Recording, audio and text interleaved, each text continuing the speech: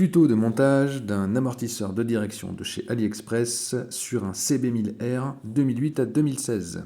C'est parti. Il nous faut l'amortisseur de direction, son système de fixation, la visserie, des PTR de 4, 5 et 6, une douille de 8 avec sa rallonge, le petit cliquet qui va avec, un petit tournevis plat, un réglé, de l'huile, des œufs et du PQ. Bon, déjà on peut commencer à prendre le petit triangle de fixation, un joint torique, la seule vis de 5 qui se visse avec la BTR de 4, qui va donc à l'intérieur de la fixation dans laquelle va se glisser le vérin. Il faut mettre cette partie-là avec la petite tétine côté intérieur.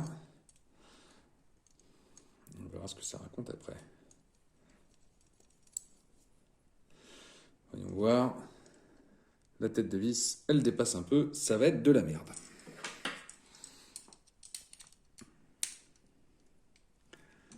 On va serrer un peu.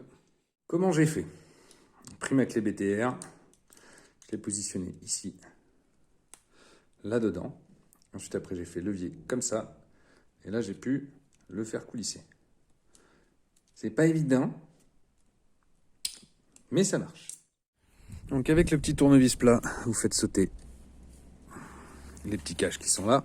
C'est incroyablement casse-couille.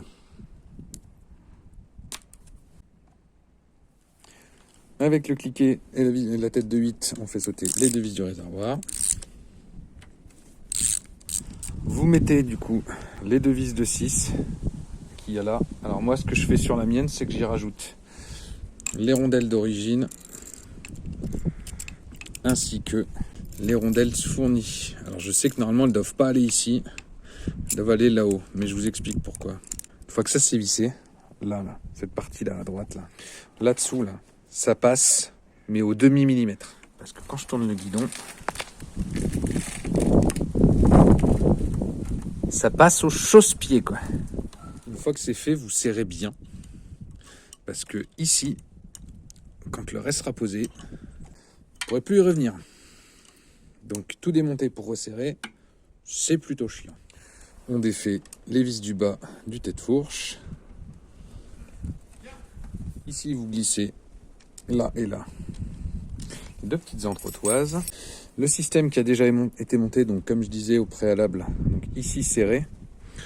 Et donc moi ce que j'ai fait, la cartouche ici en fait elle est glissée juste là. Vous verrez après parce que c'est le meilleur passage. Je suis plus du tout centré, ça fonctionne quand même. J'ai glissé la cartouche là, j'ai mis un coup de serrage ici. Et ensuite après je vais pouvoir poser ça ici. Et normalement, donc les deux rondelles dont je parlais tout à l'heure, en fait je les mettais là. Mais finalement ce ne sera pas forcément utile puisque c'est bien appuyé sur les entretoises. Ça, comme ceci.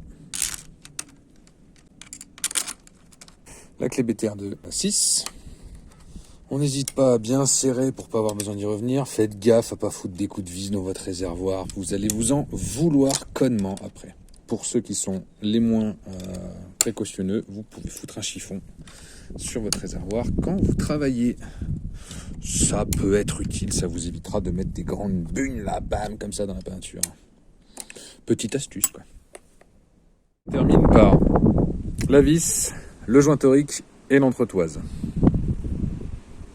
qui viennent se mettre ici. Avec dans ce sens-là, le joint torique et l'entretoise. Alors cette vis-là, une fois que vous avez monté à blanc, que vous avez vu que ça touche nulle part, n'hésitez pas à lui serrer sa mère, la race de sa grand-mère, parce que c'est elle qui s'occupe de faire le maintien et la liaison de tout le reste.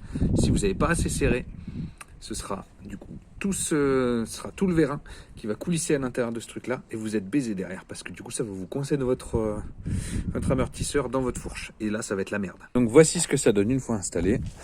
Le jeu à droite est ok, on peut aller en butée de guidon à droite. À gauche c'est ok, on peut aller en butée de guidon à gauche et ça ne touche nulle part. Bien évidemment, il faut faire attention d'avoir la cartouche, pour ma part, qui est bien calée ici, le plus proche possible, pour que ça touche pas ni sur le T, ni sur le réservoir.